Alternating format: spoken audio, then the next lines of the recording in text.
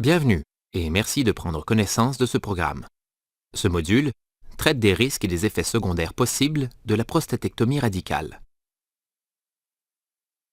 Une prostatectomie radicale consiste en l'ablation complète de la prostate et des tissus avoisinants. Elle est indiquée dans le cas d'une tumeur localisée à la prostate dans une tentative de guérison du cancer, tumeur à un stade avancé qui s'est propagée hors de la prostate dans le but de contrôler la croissance du cancer et d'améliorer la durée de survie. Elle est souvent associée à d'autres traitements. Au cours de l'intervention, comme le montre l'illustration, la prostate, une partie des vésicules séminales et les canaux éjaculateurs sont retirés et la partie restante de l'urètre, le canal d'évacuation de l'urine, est rattachée au col de la vessie. Les risques de la prostatectomie peuvent être classés selon leur moment d'apparition, au moment de l'intervention chirurgicale ou peu de temps après. Il y a également ceux qui se produisent ou perdurent longtemps après l'intervention. Pour la plupart des patients, une prostatectomie radicale est une intervention chirurgicale simple et inoffensive. Toutefois, il s'agit d'une intervention chirurgicale majeure et des complications surviennent parfois. Dans l'ensemble, le risque de décès au cours de la prostatectomie est faible, moins de 1%. Voici quelques-unes des causes de décès. Saignement excessif ou hémorragie, crise cardiaque, infarctus, insuffisance cardiaque ou accident vasculaire cérébral, caillot dans les poumons, pneumonie ou autres infections. Au cours de l'intervention chirurgicale, les saignements importants sont plutôt rares, la perte moyenne de sang étant certainement inférieure à 1000 ml. Toutefois, une transfusion sanguine peut être nécessaire dans 5 à 10% des cas. L'intervention avec préservation des nerfs érectiles peut accroître légèrement la perte de sang. Une lésion du rectum survient dans moins de 1% des cas, alors que la prostate est retirée. Le risque de lésion peut être accru dans certaines situations, soit lorsqu'une personne a déjà subi une radiothérapie, une intervention à la prostate comme la RTUP, ou une intervention chirurgicale au rectum. Lorsque ce problème survient, il peut être le plus souvent corrigé au moment de l'intervention chirurgicale sans aucune conséquence ultérieure. Peu souvent, une fistule survient, faisant dériver le transit intestinal vers les voies urinaires, et très rarement, une colostomie est requise pour régler le problème.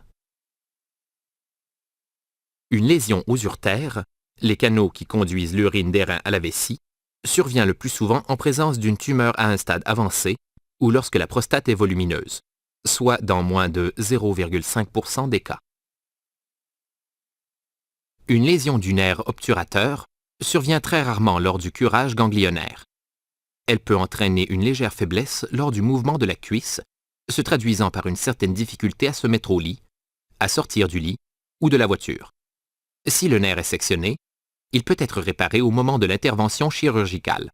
S'il a été simplement meurtri, étiré, ou s'il a subi un dommage causé par la chaleur lors de l'électrocautérisation, le rétablissement se fera lentement pendant plusieurs semaines et peut nécessiter de la physiothérapie. En dépit des précautions prises durant l'intervention chirurgicale, des problèmes peuvent survenir, bien que rarement, en raison du positionnement du patient sur la table d'opération ou de la manière dont les instruments écarteurs sont placés. Les nerfs, comme ceux que l'on trouve dans le bras ou la jambe, peuvent être étirés et endommagés par le positionnement. Un nerf en particulier, le nerf fémoral, peut être comprimé par les écarteurs. La physiothérapie est le traitement de choix dans ce cas et, très rarement, une intervention chirurgicale est requise. Le rétablissement peut prendre plusieurs semaines. Une douleur ou une raideur au dos peut également se faire sentir après l'intervention en raison d'un allongement prolongé sur la table d'opération. L'anesthésie est devenue aujourd'hui une pratique sûre. L'anesthésiste discutera en détail de la question avec vous. Les complications pulmonaires, cardiaques ou autres surviennent rarement à la suite d'une anesthésie générale. De graves maux de tête sont une complication rare de l'anesthésie rachidienne. D'autres complications peuvent survenir dans les premiers jours après l'intervention chirurgicale.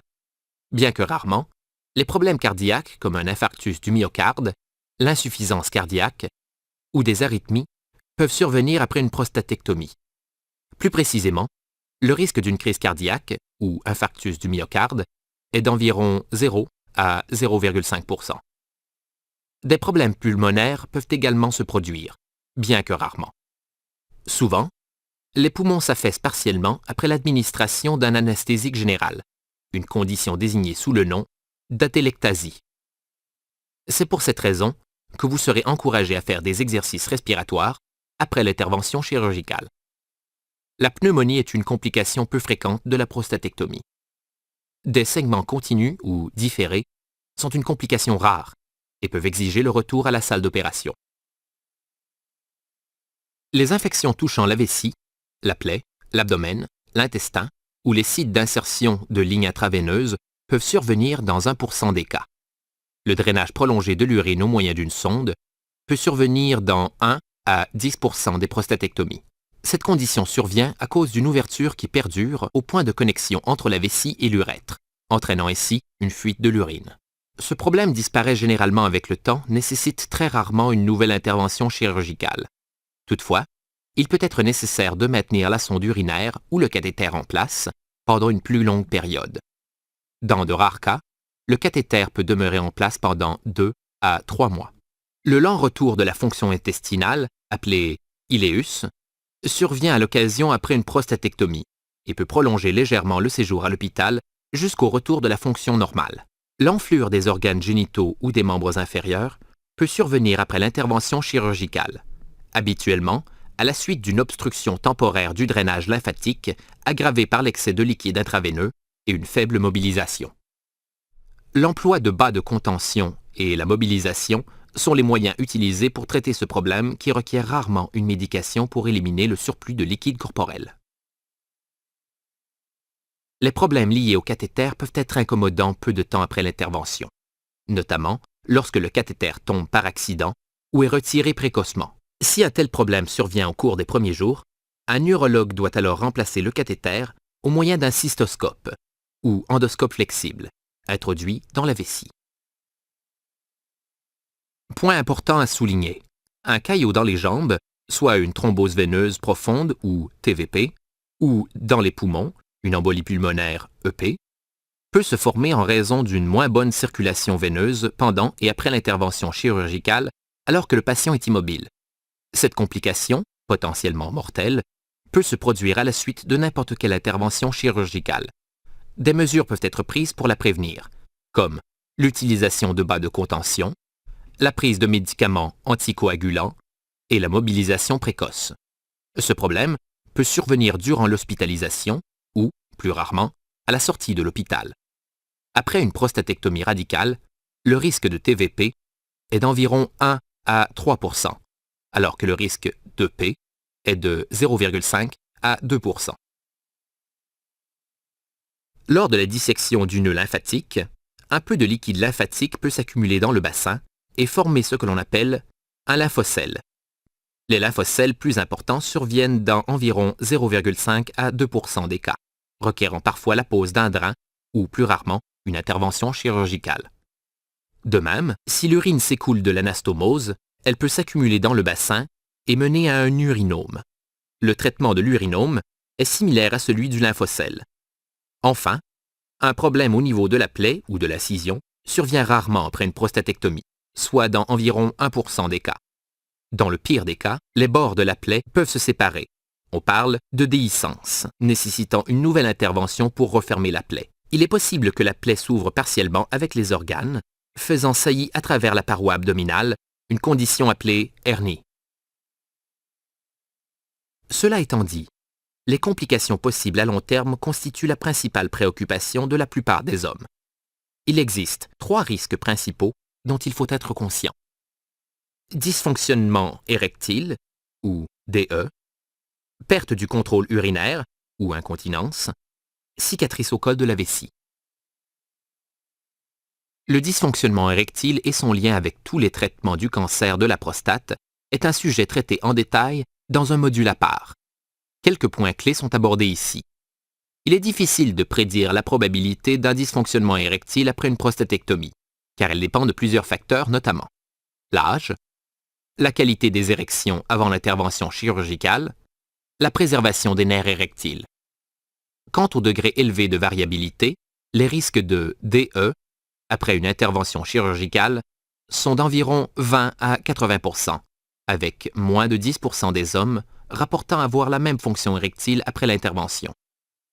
Certains hommes ont également rapporté avoir constaté un petit raccourcissement de la longueur de leur pénis après l'intervention. Lorsqu'il y a préservation des nerfs, la fonction érectile reprend habituellement 10 à 18 mois après l'intervention chirurgicale, parfois plus tôt, parfois plus tard, selon les personnes. Certaines données rapportent que la fonction érectile de certains hommes est revenue 4 ans après l'intervention chirurgicale. Plusieurs bons traitements sont maintenant offerts pour favoriser les érections, et de nombreux médecins recommandent d'amorcer rapidement un traitement peu de temps après l'intervention pendant le rétablissement de la fonction nerveuse.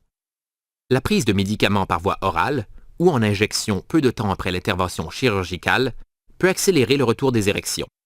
Ce point est traité plus en détail dans un module distinct.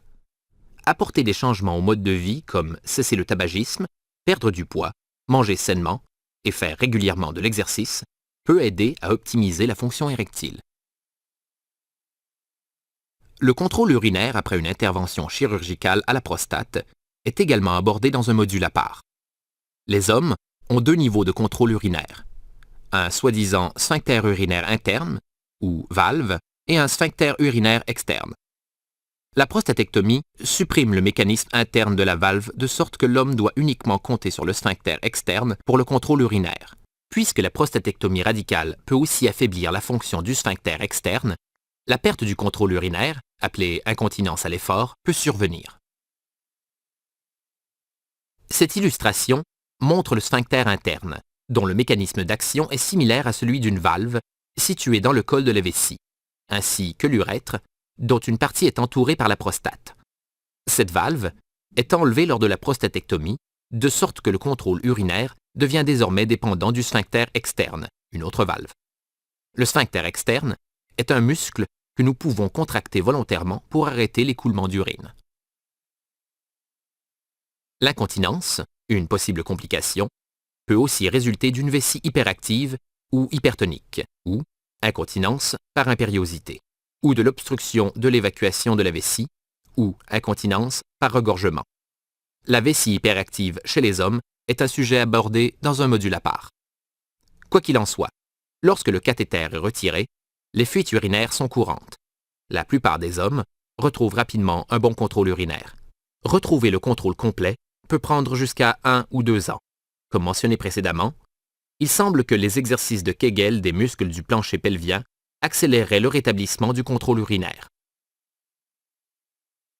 Tout comme le DE, de nombreux facteurs déterminent la probabilité d'incontinence après une prostatectomie radicale, notamment l'âge et la technique chirurgicale.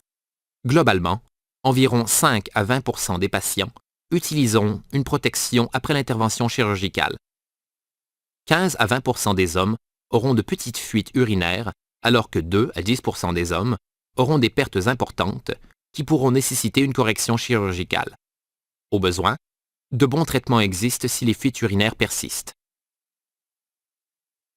La dernière complication tardive à mentionner est l'accumulation de tissu cicatriciel au col de la vessie, aussi appelée contracture du col de la vessie, chez 1 à 5 % des patients après la prostatectomie radicale.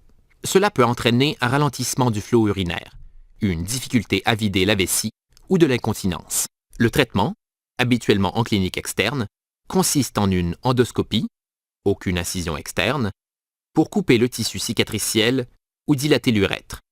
Parfois, le patient doit effectuer l'autodilatation de l'urètre. Cette illustration montre la formation du tissu cicatriciel une fois que la prostate a été enlevée, là où l'urètre est rattaché à la vessie par le chirurgien. À votre retour à la maison, après l'intervention chirurgicale, veuillez consulter votre chirurgien ou tout autre fournisseur de soins de santé si vous présentez l'un des symptômes suivants ou tout autre signe ou symptôme inhabituel.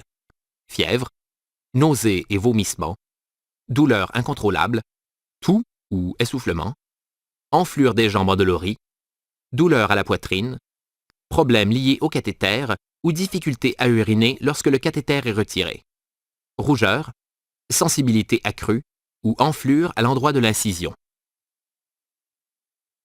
En résumé, la prostatectomie radicale rétropubienne consiste en l'ablation complète de la prostate et des tissus avoisinants.